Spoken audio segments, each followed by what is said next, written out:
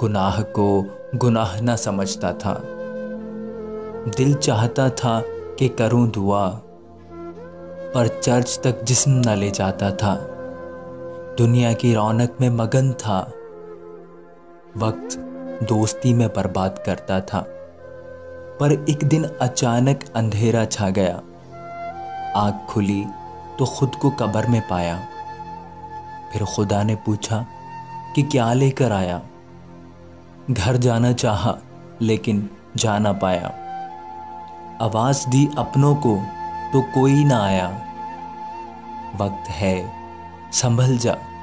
कलाम पाक का एक बाब रोज़ाना पढ़ने से साल में 3 कलाम पाक मुकम्मल हो जाते हैं। इस वीडियो को ज़्यादा से ज़्यादा शेयर करें। God bless you all.